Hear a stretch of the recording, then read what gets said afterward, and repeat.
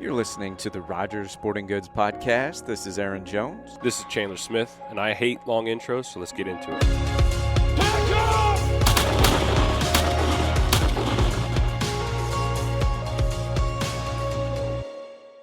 A lot of people on social media, every time we post something irrelevant to podcasts, they say, bring the podcast back. Where's the podcast? Are you doing more podcasts? Yeah. I see it all the time. I'm answering questions. Hey, what happened to the podcast?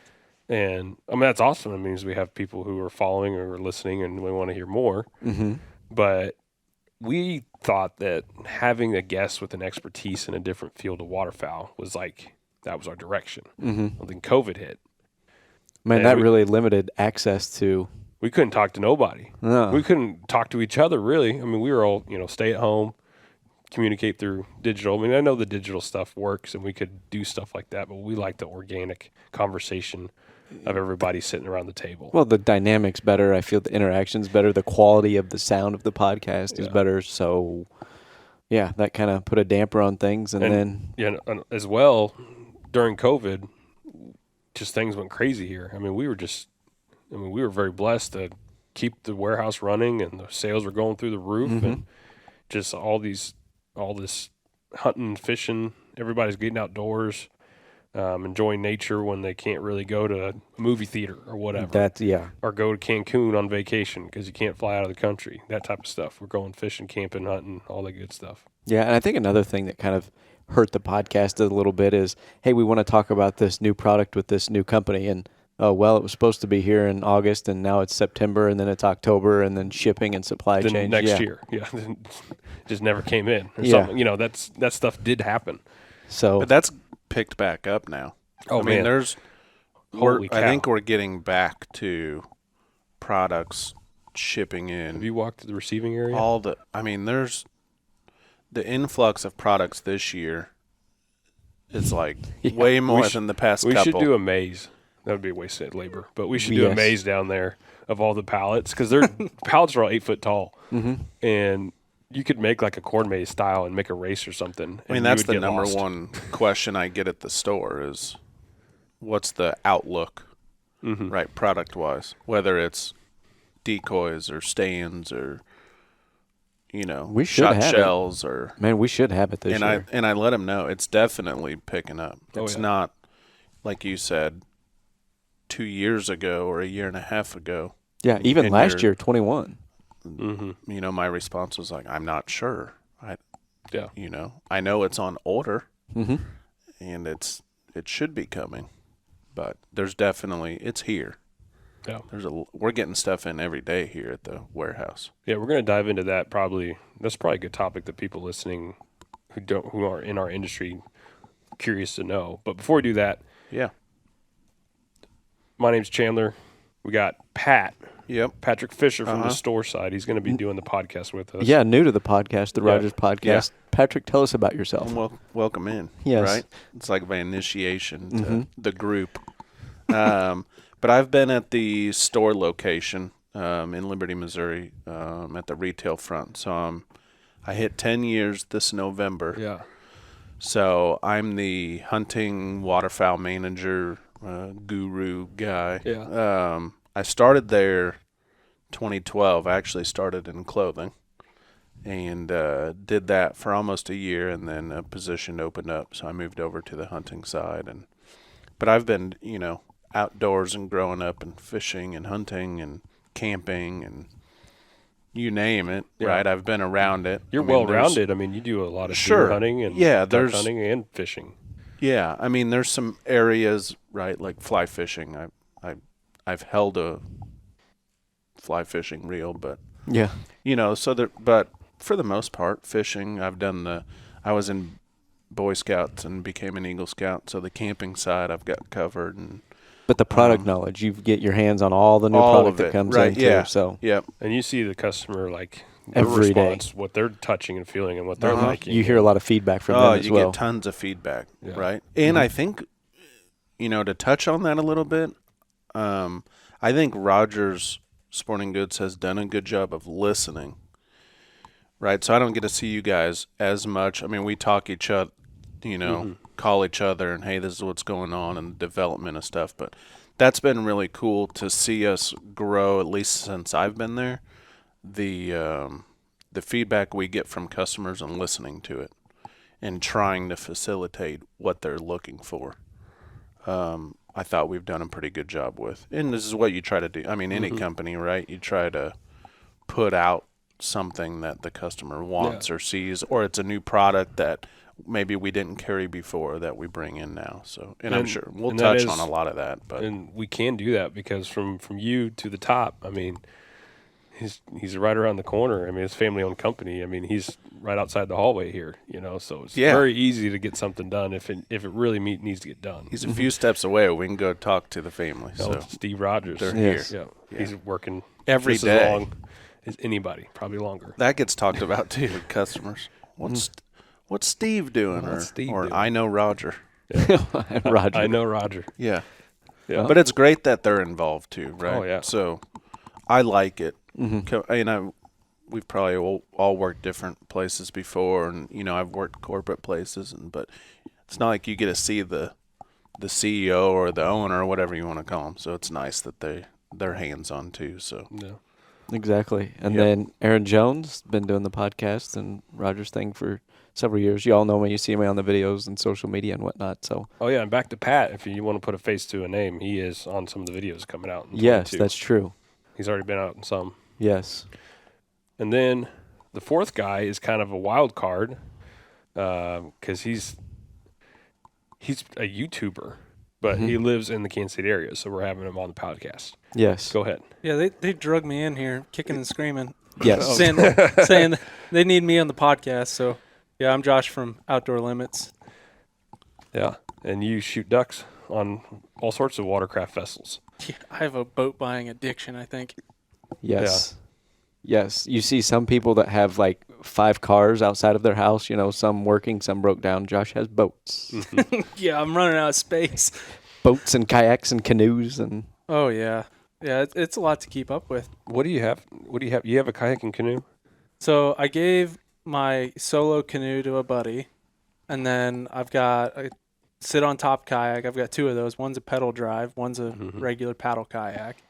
Then I've got a beaver tail Final Attack, which I'm not going to layout boat. A little layout boat, yeah. I'm not going to hang on to that for too much longer. And then I've got my big boat, 16-foot flat bottom. Mm-hmm. And then new for this year, I've got the Momarsh Fat Boy. That's another sneak boat. What a stealth boat. Yeah, a little layout boat. Little layout boat. And you got all sorts of. You got the mud motor on that. That jumps between the two, right? Jumps between the John boat. Are you gonna put it on the? Are you gonna do a trolling motor? No, the Fat Boy. The big boat I've got a surface drive on, but I've got a 6.5 horse longtail for the Momarsh. Oh, that's right. Now that's a YouTube video project you're doing over the summer, correct? Yes. Yeah, it's a pretty labor-intensive process, and it's taking up a lot more videos than I thought it would.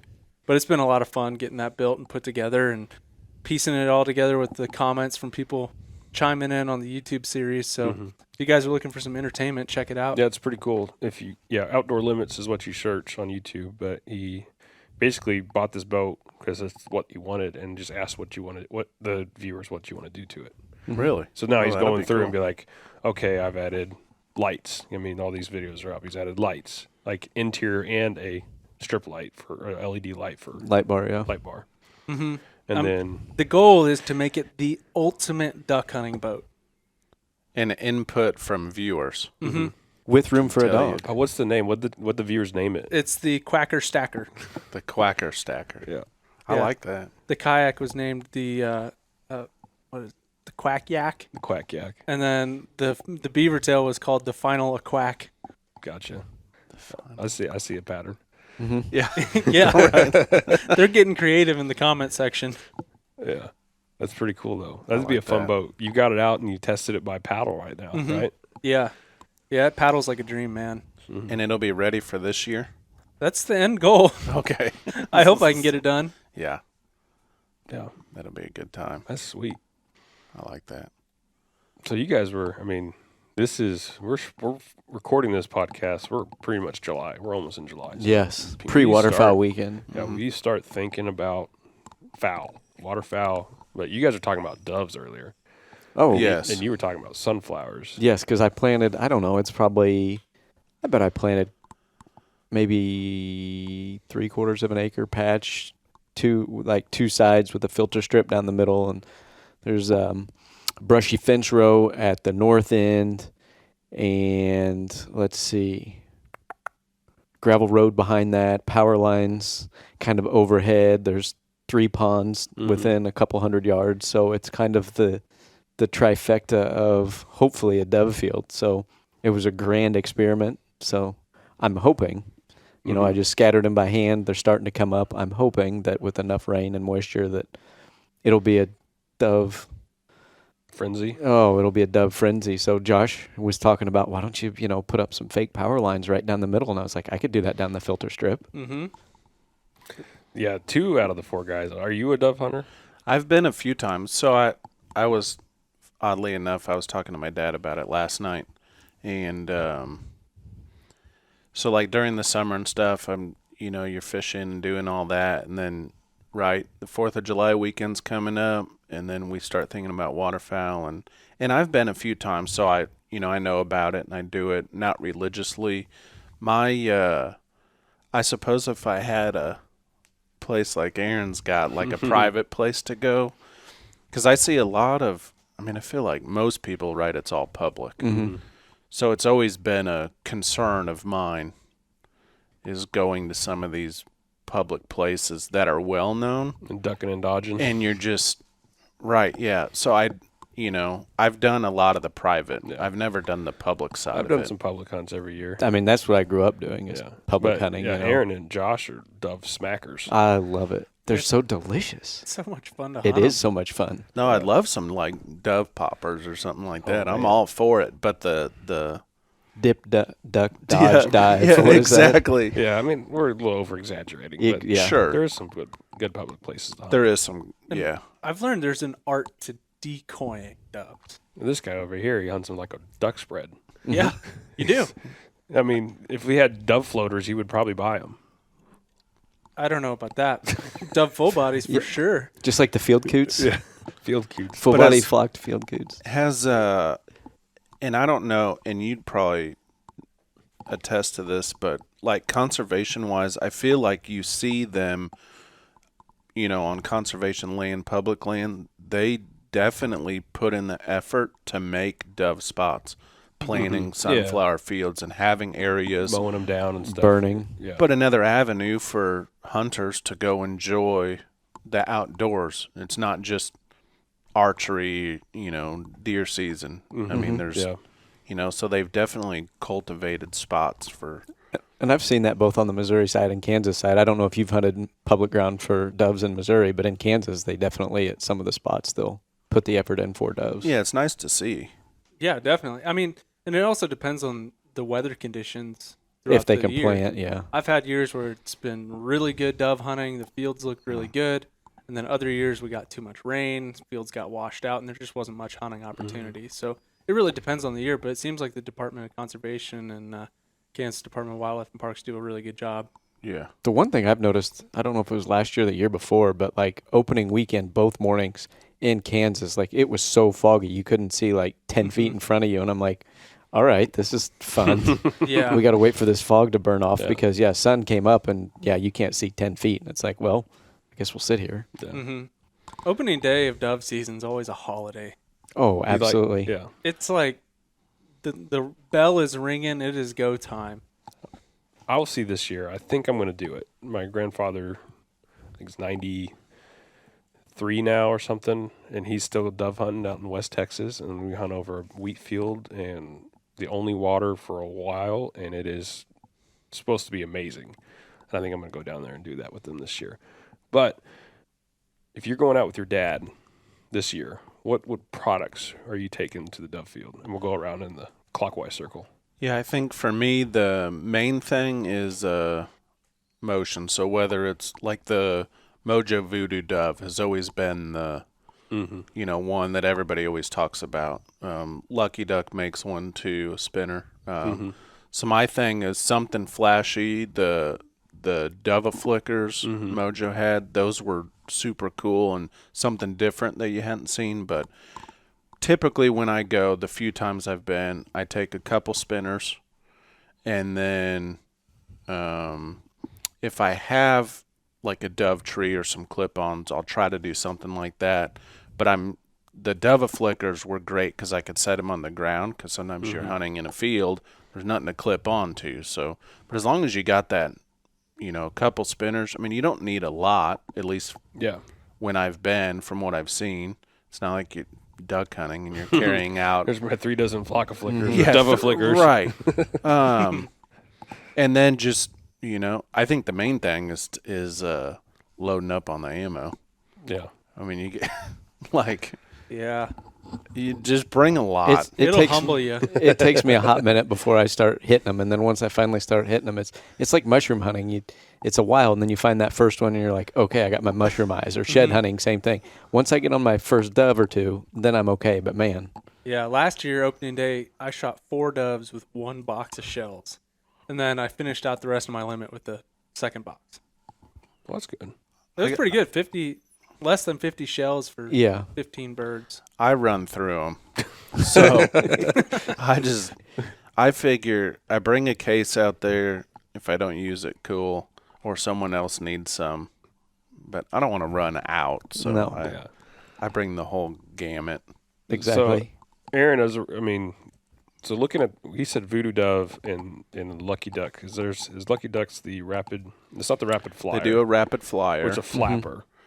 And then they do, they came out with a spinner. HD Dove? I think it was the HD Dove, which is.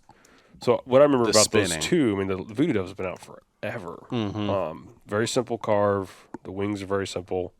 I think the coroplast wings is one thing on the Voodoo Dove, and a smaller body. I was curious Voodoo Doves are still AA, like 4 AA? Yeah, 4 AA. Yeah. Mm-hmm. So the Lucky Duck, it's got a little bit bigger body. Now, are the wings the plastic, not the coroplast? I think they're an injection molded. Yeah, they're injection molded wing, which is that's pretty cool. That's which actually a stronger wing for like in your blind bag getting cracked in half or something. Injection molded wings, at least on their duck side, talking to them, it actually upgrades your battery life. Really? I think they're corrugated on the Lucky Duck. Think so? Yeah, I think they are, and it runs on AA batteries as well. Because it's fairly new. Yeah. So I think they're corrugated. Okay. So magnetic, the inserts. So same wing, they're just a little bit different shape, but the Lucky Duck's it's a little bit bigger. Yeah. AA's, gotcha. Mm-hmm. And a new one on top of that, AV-NX. Oh yeah, it was a Power Flight Dove. Does the Power Flight Dove? I know you guys did a video on the the Power Flight with Bluetooth. The duck, but they do at least the wing in the Power Flight Dove. Mm-hmm. I saw it at our waterfowl weekend. They had one spinning out there. I'm like, what is that? Will they ever have that Bluetooth, or is it just Power Flight?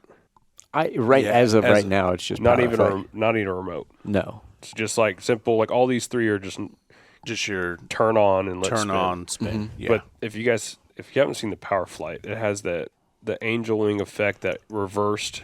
It's got like a one side it has print and a V that's the correctly facing, and then you flip it to the other side, it inverse and flips, so the white is opposite, and in a V as well. It's not necessarily just a teardrop, or like a oval wing. It's actually and we carry all those. Yeah. Yep. So, and there are 3 great choices, which I mean, they all, motion's what we want. And Lucky Duck has the field flasher too. Yep. Another one. Yeah. We were talking about that earlier just because we're bringing up dove hunting, right? It's the kickoff to the season. Yeah, it can double as, duck season or... It's a great product to add to your arsenal. Field flasher stakes, doesn't it? Mm-hmm. And they're solid. Like, it's like a metal, like, body style. There's no head, and then the wings come off the side, like the cylinder on the stake. But it's a 3-pack, though. So they're great motion for dove, and then, but you can, you use them for the season too. If you're field hunting, I know you were talking about like they'd be great for, field hunts for ducks. With a remote. Yeah. And, That's an field option watchers they a remote. have. Yeah, because you can set those up in your duck spread in a field. You're hunting ducks, you want your spinners on. Yeah.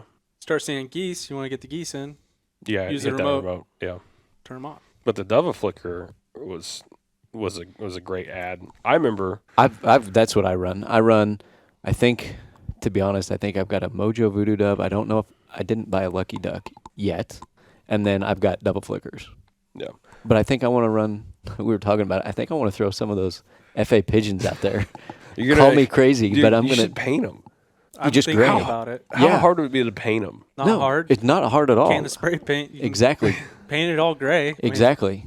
You Maybe can get as add some- detailed as you want. I mean, shoot, your dad's a taxidermist. So Yeah, you can he's got airbrushes and everything. So that's exactly right. I was like, that's like I think I'm really, because they've got bases. Yeah, they got bases. So that's why I'm like, FA pigeons, Dude, those things would and look you so throw sick. a double flicker around a couple, and then, you kind of, I think that's what I'm going to do, because, I mean, since I've got 3/4 of an acre of sunflowers that.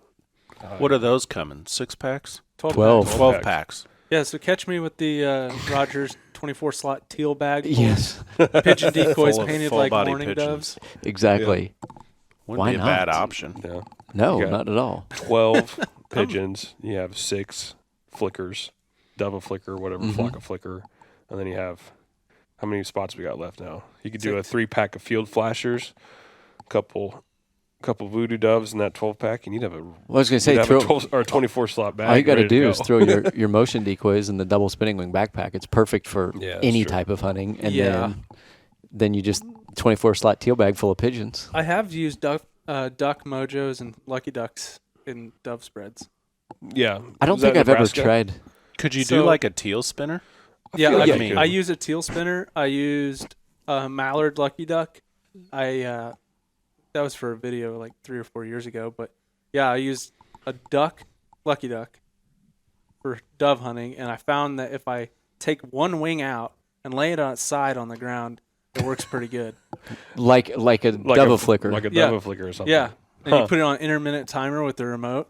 So I had 2 of those ducks out there. I had a spoony mojo, and then a teal mojo, and then like 3 or 4 dove This is mojos. disclaimer, Josh is just out there. It's probably not healthy for the motor to spin with one wing, but You dig a little hole in the ground so then the guess other that's side true. isn't Yes. rubbing on anything.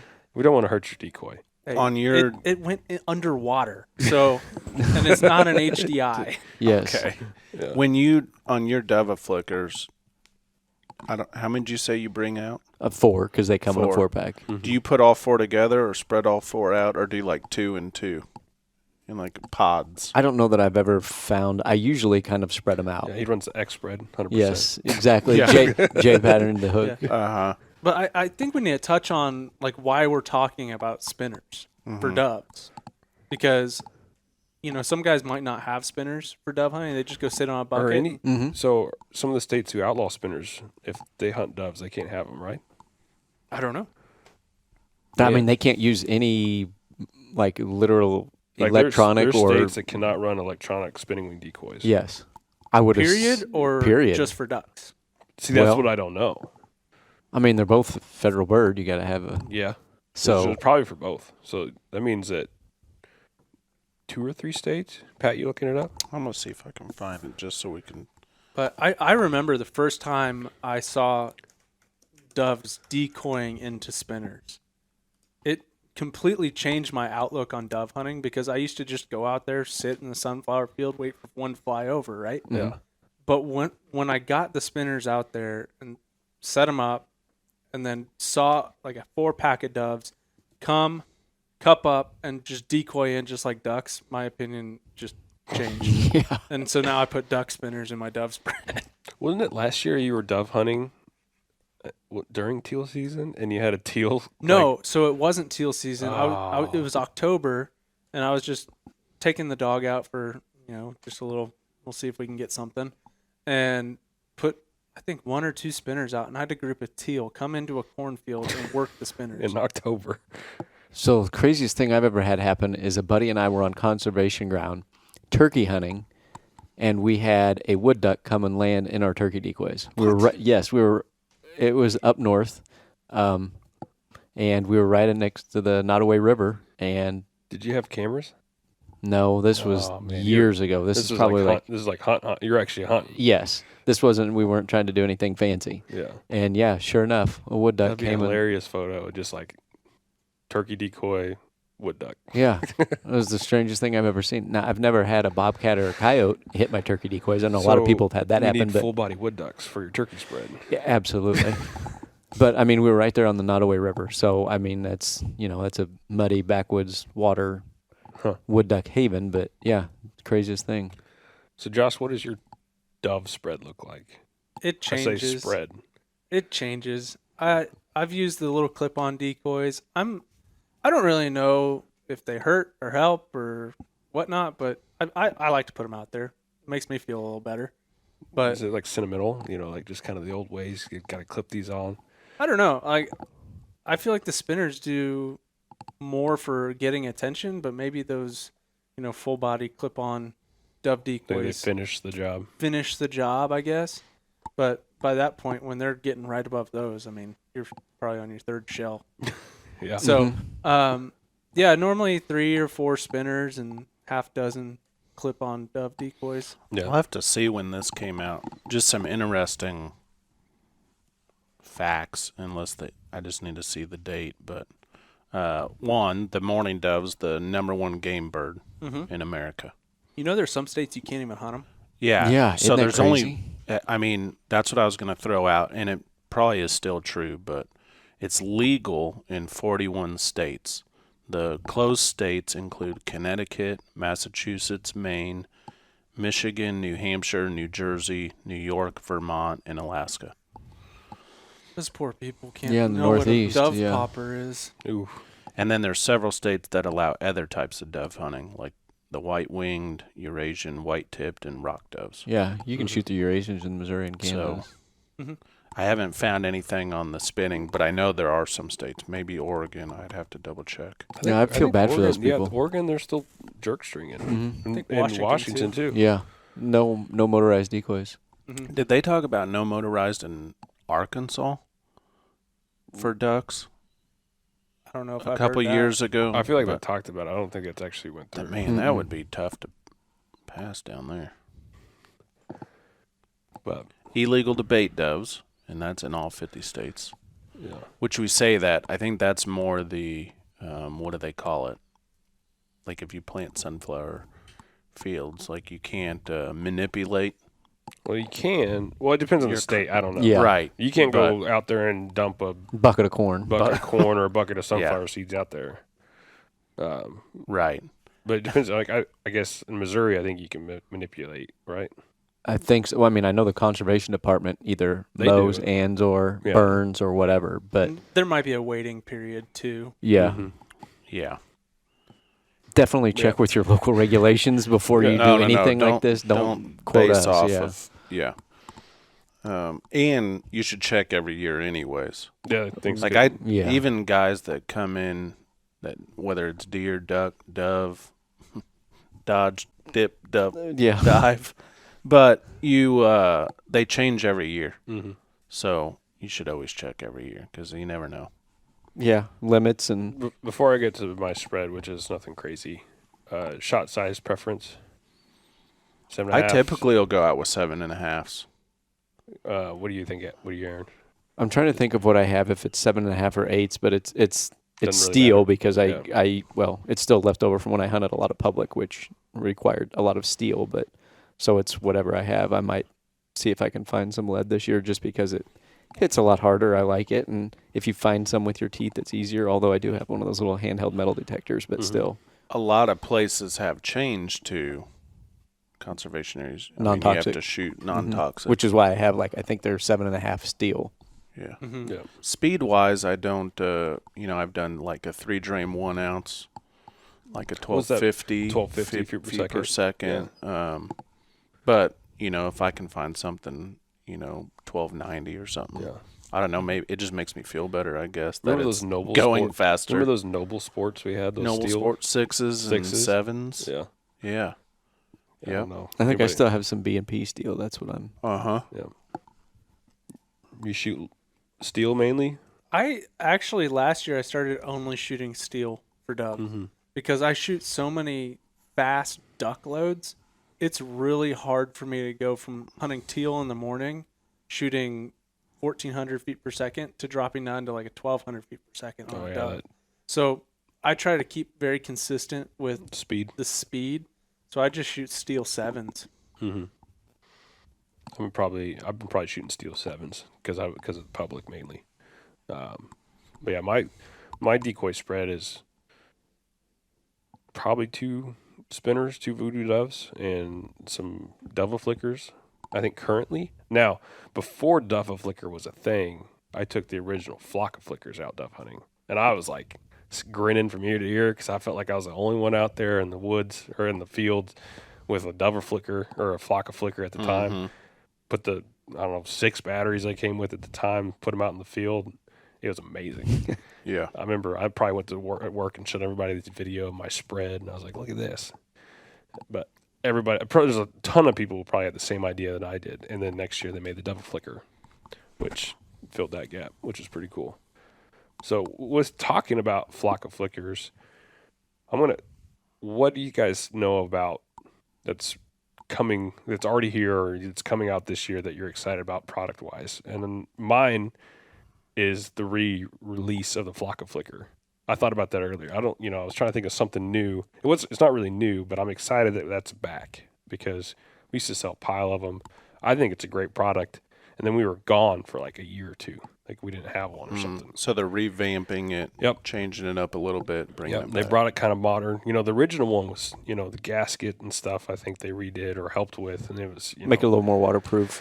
Yeah, I think so because they're great. I loved seeing them in my spread. Yeah, you hunted with them religiously. Like if you were out, you were using them. And I did it a little bit different too. I mean, I didn't run rigs to flock of flickers like a full Texas rig. I made them these little jump rigs, like these 12-inch cabled clip-on rig that I would just go around and attach a flock of flicker to a decoy, and it would just be kind of drifting 12 inches behind the duck. And so it kept it in the middle of the spread, because I never really liked them like out on their own in an island. I always wanted them like in the middle of a bunch of decoys because, going out, hiding the jet sled and walking back on your spread and you see it all going off, it really, from a distance, you can't tell what's flashing or, it looks like a refuge of ducks just, preening or, getting water off and whatnot. It looked pretty cool, especially from a horizontal level of looking at it. It looked really cool because it was very confusing on what was flashing and whatnot. Now, maybe in the sky, it doesn't look as cool. I think it probably still does look pretty decent. I think they work. That kind of makes me think about my diver spread that I'm building for this year.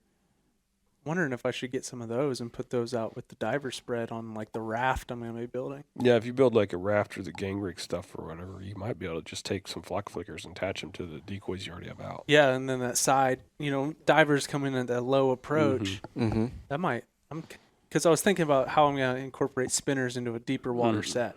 That's how you do it. That might be a good idea. Oh, look at us. Just coming up with ideas. We're spending Josh's money for him. Because the other, Avery, you're welcome. Avery has that, the one for open water where it's too deep with the spinning wing with the anchor float underneath. So it you can put a spinning wing in 30 foot of water. It's like a buoy. Yeah, and of course Higdon makes some floating. Oh yeah, floating flashers. Yeah. Ooh, I bet they even have like bluebill floating flashers. Oh, that'd be cool. They're not a splasher flasher, I'm pretty sure. They're just a floating flasher. That would be pretty cool. And Mojo does. And Mojo does has the. They have a it's like bluebill sitting upright. It spins. Yeah, I think there's a bluebill and a redhead and a mallard one. I think a mallard one. Not a spoonzilla yet. He's got a spoonzilla. No, but on a floater, like attacking with like claws on its wings. What's the name of your spoonzilla? Charlie the spoonzilla. And then Lucky Duck. There's the new Lucky Duck Splasher HD. It floats too. But there's a new one that Lucky Duck did. Not the Lucky Splasher. The batteries on top. Yeah. Yep. I can't think of what it's called. That came out last year. And I thought that was nice because the battery box is on, like where you do everything's on top. Nothing's underneath, sitting in the water. Yeah, and it was a great idea. It was pretty modular, wasn't it? And so I thought that was really good. what was I? Oh, there was. Well, I'll tell you. We'll have to find the name of that.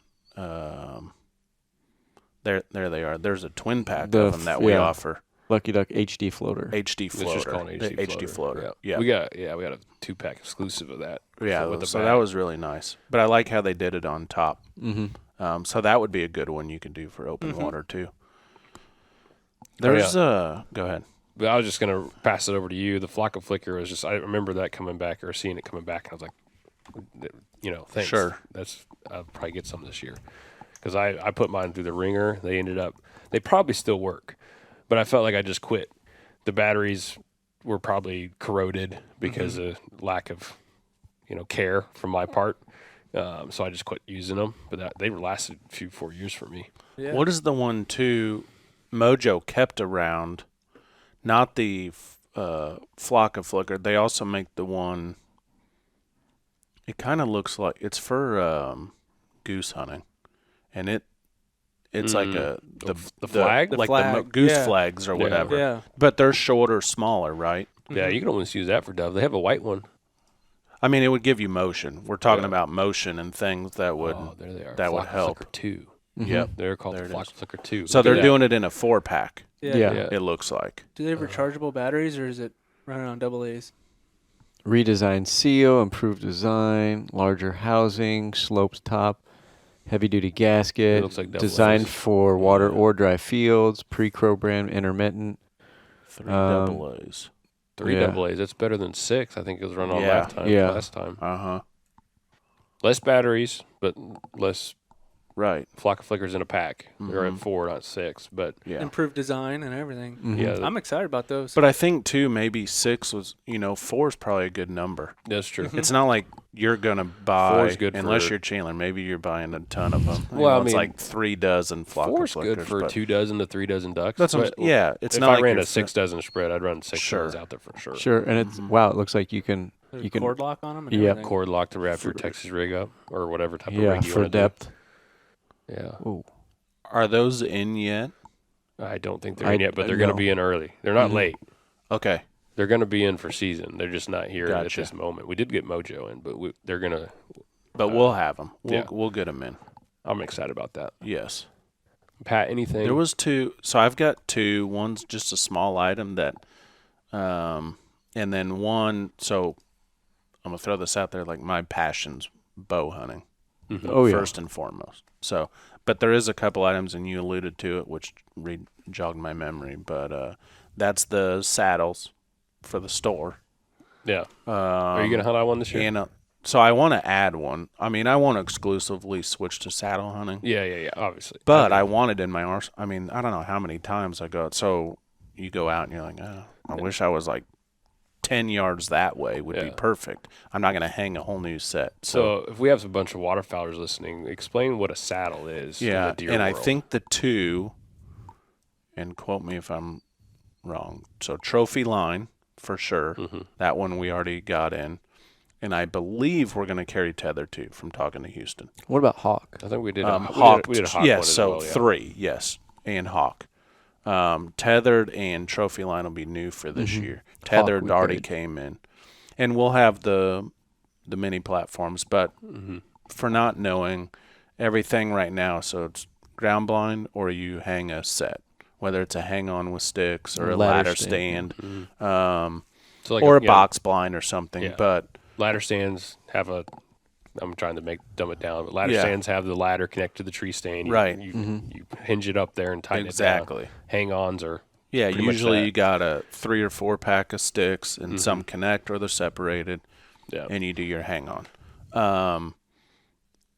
What I see around, especially where we're from, you get a lot of public hunters. So this is really great for them, but also what I was alluding to on where you want to sit. So I don't want to have to go buy a new set every time I want to hunt. Yeah. So a saddle's not new to the world. Linemen have been using them for a long time. logging and linemen. Yeah, logging Yeah. and linemen. But now it's like, hey, why don't we take that and do it into the hunting world? They're actually really comfortable when you get used to the idea of you're hanging there on a material, like a kind of seatbelt type deal that goes around your bottom. Yeah. And then they call it a bridge, but so if you've hunted before, you have the lineman's belt, but basically you're connected to that, and then you have a bridge that also connects you, the one that goes kind of eye level with you. Yeah, the bridge is more for like comfort, right? Uh-huh. You don't have to run a bridge. Exactly, and that allows you to just hang there. So they make platforms. They're small, but basically imagine a hang-on. You took the seat off, a small hang-on, and that's what you would stand on. But you're super mobile. I mean, they're lightweight because you're carrying, material and not metal. Yeah.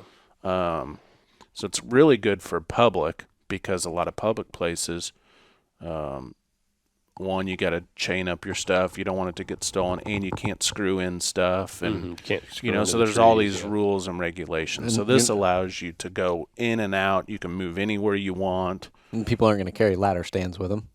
Right. I mean, I've hung some sets at public, but I mean, it's a lot of work. Didn't we sell like a tripod with wheels or something like that? Yeah, I remember a small tripod. Personal. The Hawk Transformer. I guess if it's your personal property, if you want to move it with wind or whatever. But I would use it for me even on private. Yeah. Just so it's super versatile. If you go hunting for a weekend and the first morning, you're like, man, I need to go over here. You can just wind direction changes. Patterns can change. Wind direction from morning to evening. The weather might change. Whatever it might be. I'm very curious. I'd like to try one this year. You develop a pattern. I've done the whole 4-piece lone wolf sticks and alpha hang on that you hang on. Sure. You do it all once and you take it all the way down. Yeah, I guess what I would equate it to is if you're a guy that loves climbers. This is kind of that option without all the weight. Yeah. You're climbing. Now you have to get sticks, but you get a 3-pack of sticks, and you're up against the tree. There's not this big profile of like a ladder stand, and you look up and you're silhouetted. You're out there and the deer see you. Well, and that's the thing too. Like, you don't have to have the perfect tree, a climbing tree stand. No. You got to have the perfect tree that's mostly straight and no branches. With a climber, with a climber. And this one, branches don't matter. You can go around them. And you're not stuck shooting basically 180 degrees unless you want to turn around. Because you can walk around the whole tree. Yeah, didn't they talk about your shooting lanes opened up because you can swivel around? Like the only way you can't shoot is like directly behind you. But like in a hang-on, you almost have 180 degrees, maybe a little bit more on a hang-on. Right. Because there's so much in your way. But on the saddle, you're actually facing the tree, and you can shoot around the tree, and then you can shoot left or right, and you only have a little bit of the pie. If you drew a pie, around that tree, you only have a little bit you can't shoot. If you haven't ever tried one or seen one, we will have ones at the store for you to try on. Yep. And at least, kind of see what I'm trying to figure out a way, for at least people to put it on and be, 6 inches off the ground, just so they can feel the idea of using one. You can have a post they can lean against? Yeah. I figured I'd like those, the hang-on display posts. Just something for them to at least step up off the ground. Yeah. And, put like a rock climbing mat behind them. Yeah, exactly. Like under them, so they feel better. Right. The other small thing was, and it's a minuscule thing, but I'm glad we came out with it, was the gun holders. On the A-frames? For the A-frames. Yeah. One, because they're universal to round and square tubing. So any type of A-frame style blind they can fit and on. A-frame blinds now are, everybody's got one. And so I like that you can buy a pack if your frame that you have doesn't have a gun holder or whatever, and attach them on there, and it's a great way to keep your... Yeah. It's kind of funny about this. I took one of those to the store once, and I was putting it on everything. I put it on like a ladder stand gun rail, for deer hunting. I mean, it's a waterfowl. I guess it was tailored for waterfowl with frames, but it'll clip to about any rail that's within like 1.25 inches or something like that. Round or square. Round or square. And so you could put, if someone wanted to have something a little bit more protected on like their tree stand. They could put it on that if they wanted to. Or I even put one on a layout blind where your gun normally goes on like the metal bar. I put one there. Now it kind of limits the door from shutting all the way, but it works. And then, you put them on the A-frames. Any A-frame, I really think that's out. I don't know if there's any that wouldn't take it. And it's got a little magnetic piece in there, which is nice. It's got that satisfying. When you put your gun in the yoke, it goes. It's just a great little. We sell them in 3-packs. Yeah. So. Yeah, I used some last year and they work great. It's just enough magnet in them to hold your gun there. So like maybe a dog bumps it, or digging through your bag, you accidentally bump it. It's not going to do the whole slide and crash thing, right, and make it all unsafe. It holds it just enough to where it doesn't go anywhere, but then you can just pull it right out when it's time to shoot. Yeah, it's a small item, but it's such a great. I didn't even think about that as like thing to. I mean, it's newer for people to see. Yeah, and I think that was the only one, version that I've seen without. Yeah, so it's a great idea. Aaron, you got any new products that you're chomping at the bit? I know FA's got some new EVA full bodies coming out. Oh, yeah. Full body, there's a lot. I think we got lessers. Yeah, what'd we order? I think we're going to see lessers and floaters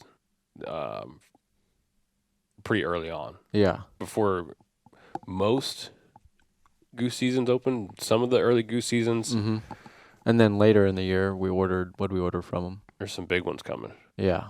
Yeah, some live. I think they're called live honkers. Yeah, we saw the samples that they. Yeah. So that's pretty cool. EVA. Yeah, they look good. The carves are good. The size is right. The paint. Yeah. One piece. Good motion system. Yeah. I'm pretty stoked about those. And then I guess another thing is Sitka's got a few new pieces that I think especially like some pieces coming out. I don't know when we're going to air this. Okay, so. well, they've already released the Ambient, yes. which is a awesome mid-layer. Yes. But there's another piece that's going to be coming out in the waterfowl patterns that it's, as of recording date, is not out, but it will be, and it's pretty sick too. Yeah. It's one of their staple pieces, so I'm pretty stoked about that. Yeah, so some new clothing gear from Sitka that he's excited about, and we probably can't say the exact name yet. No, but it's coming out in patterns that it hasn't before. Is it coming out in July? Mid-July. So if it'll be here soon. You'll know, the consumer, you'll see it. It'll be here. The turkey stuff debuted in the spring, though. That was phenomenal too. I mean, I know we're past now, but that was a great setup. Some good gear. Yeah, and you could use it for. I wanted to get a set for like early season bow hunting. Just a cool but nice get up. Josh, what are you excited about? I don't know if I can talk about it. Okay. Am I allowed to talk about it? It's a Rogers product that's never been seen before. Is it in that room over there against the wall? No. Okay. They're similar to that. Oh. Yeah. We can talk about those? I think so. Yeah. Just not all the details. I'm excited about a new pair of waders from Rogers Sporting Goods. Yeah. So we'll see the first version. They're coming. We'll see it pretty early on in the season, not late in the season. You're putting out rumors. Yeah. It's not a rumor. I know. It's coming. Yes. I think in August we will see Elite NXT breathable waders from Rogers. What that means is that NXT is nylon extra tough. A nylon wader with a lot of new features, and it's very, very durable. It's a really good wader. And it's got what are we calling the M2 muff? Yeah. Can you explain that? So the M2 muff is like a new feature for Rogers stuff that you're going to see across whitetail and waterfowl. If you've ever had a full zip jacket or even a full zip bib, your pockets are limited to only just your hand pocket, right? You have your normal hand pocket. We've been doing like the upper hand pocket for a while with like fleece in it, and it's warm and nice. Now we have a way for the pocket connects and passes through behind the zipper. So you've got a kangaroo-style pocket in a full-zip jacket. Correct. So you can zip your jacket up. These jackets, we're doing them in midweight to heavyweight, because that's when you need your hands to be warm in the cold, right? So you zip up this Primaloft jacket or whatever it is, or if it's a heavyweight deer jacket that's fleece, you zip it up and then you put your hands in and you'll find 2 zipper garages inside that hand pocket, and you zip it down and it allows you to pass all the way through and, kind of hold your hands together, maybe warm up the hot hands if it's really that cold, but it's kind of comfortable to be able to relax your hands like that together and relax your arms and everything like that. So I've also found that if my hands get really, really cold from moving decoys around, they get wet and really cold and they start to get numb. Mm-hmm. If I'm able to put my hands together and kind of squeeze them a little bit, that helps warm them up a little bit. And, have you ever been so cold that when your hands start to warm up, it's like pins and needles? Yes. Yeah, I've found that squeezing your hands together really helps with that. Mm-hmm. So the Elite NXT front zip wader has the M2 muff incorporated into it. So you actually have a pass-through hand pocket inside of the wader that goes behind the front zip of that wader, which has never been done before. They're going to be awesome. It's going to be sweet. Have you seen one, Pat? Not that. We have some. Not the wader. We have some samples in the room next door. I'll check that out. See, that is super cool that you can do that. Yeah. But still zip up fully. Mm-hmm. So it's behind the zipper. Yeah, and I've never worn a front zip wader before, so I'm kind of curious to see what that's all about. Yeah. I wore one a couple years ago from Rogers. Mm-hmm. And that was we were really early to the front zip wader gang, and everybody's like, man, it's going to leak, man, it's going to leak, man, it's going to leak. We sold them all, and we're like, well, it just didn't, our other waders that didn't have a front zip just sold a lot better. So we decided to take 2 or 3 years off. And now it's, then everybody did the front zip, and it's now people are actually, consumers trust that this zipper in the front of your wader that you're in water is going to hold out the water from coming in. What else are you stoked about? It's another product that's coming this fall from Final Approach. Okay. A new duck. Really excited about it. Which one is it? They got a couple of them. Not the little one, the big one. I don't know. The big one. I don't know if that's allowed to be talked about either. The wood duck? Yeah, the wood duck. Okay. Yeah. The wood ducks, we're going to release this podcast in the summer, early, but the wood ducks are something brand new, and maybe we'll just, I don't know if we're supposed to talk about it, but maybe the consumers people keep an eye out for it. They get the inside scoop. Yeah, with the podcast, it's the inside scoop. I think Mario, who's the VP of FA, I think he's probably said something like that too on his podcast. Yeah, I think he's talked about the wood duck. Yeah, so I think we'll see those in August. Those will be the new wood duck. Those will be killer in October. The samples we saw looked really good. Yeah. Yeah. So, okay. Because it seems like early on in our duck season here in Missouri and Kansas, we're covered up in wood ducks. I've never had the covered up in wood ducks experience, but I hear wood ducks. Yeah. Just never really see them. I know a lot of youth seasons when I've gone out with some youngsters. We shoot a lot of wood ducks. Oh, I saw some wood ducks this morning. I was training the dog. I saw a hen wood duck with 10 little ducklings. Really? Excellent. Yeah. That was pretty fun. Heck yeah. I made the dog sit there and watch it for a while as they swam away. Really? Yeah. That's good. That's good obedience there. Didn't want to go chase after it. What are you excited for? Well, the Flocker Flickers was just right. I just remember talking about it, and I remember I was like, man, I'm excited that those are back. But, yes. You were talking about an early season suit that was kind of like a cross-reference between turkey. But along with the M2 muff, we have some really cool waterfowl gear this year. But actually, a lot of hype spin that I've been excited about is our Tough Light pant with our tops that we had for early season. We have Max 7 in a lot of them, so they're going to be a waterfowl/dove pieces. So the Tough Light material, the new stuff this year has mesh on the sides and is extremely lightweight. And we started making it in a bunch of patterns because it started realizing it fit the bill of September. Yeah. because there's all sorts of stuff to hunt in September. There's doves right off the get-go. There's teal, and then there's whitetail. And early geese for a lot of people. And early goose. And you a lot of times you can't wear very heavy gear in these seasons. I mean, we have a short sleeve Max 7 super light UPF 50 shirt with side vents. That's great for dove hunting. Mm-hmm. I mean, that's the dove shirt.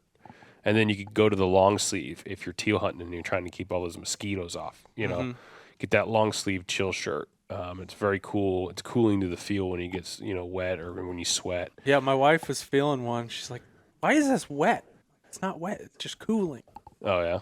Yeah. And then you have the hoodie version. The actually it has a hood and a face guard. Like that's the next level. If you like to run that way, you could teal hunt with that, or you teal hunt with the long sleeve and wear a hat or something like that. Whatever you like to do, and face paint, whatever floats your boat. But then deer, we did it in some Obsession and Adapt patterns. Realtree Adapt, Mossyoke Obsession. Those are very early season woods colors. So not only is that stuff I'm talking about for turkey season as well, the lightweight tough light pant and then the lightweight tops that I'm talking about, we have them in very green turkey patterns, but that translates over to very September deer patterns in the tree. So getting up in September, if you really have a deer that you're watching on camera, he's out in the daylight, but it's 95 degrees, man, what are you wearing? I would be wearing that tough light stuff for the chill tops. They're called the Elite Chill stuff. So they're super lightweight and they're very perfect. economical too. Yeah, they're not super expensive. That's another thing I've been excited about because we're kind of starting to round out all the season offerings as far as. Because for a while, it felt like when you went teal hunting, you're just like scrapping by to figure out what I'm going to wear because it's way too hot. Yeah, and it's all the wrong colors because everything's green. Yeah, you're just like, what do I grab? What do I wear? And now we kind of have an answer for that. I remember dove and teal season. I mean, some people dove hunt an olive shirt, which we have those too. Yeah, you can get away with that. But yeah, our fishing shirts, we've got those in olive. We have a button-down fishing shirt in olive. Would be a great dove shirt.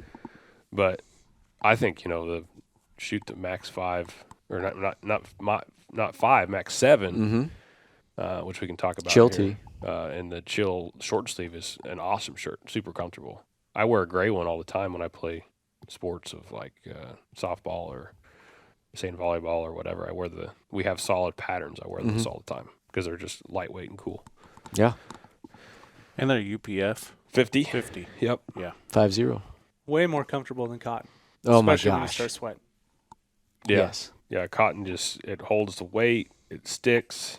If it is warm out, that your shirt almost starts to like turn into a warming heater. Maybe I need to get some of those chill tees to work on the boat project. Yeah, because you're every time I see you work on the boat, it's like 100 degrees and you're just like a pile of sweat when you're done with the video. You're like, geez, I'm done. Yeah, they would probably be a little bit cooler. Now there's a lot of stuff coming in. So that's did we get into that? I mean, the past couple of years, we touched on it, but I mean,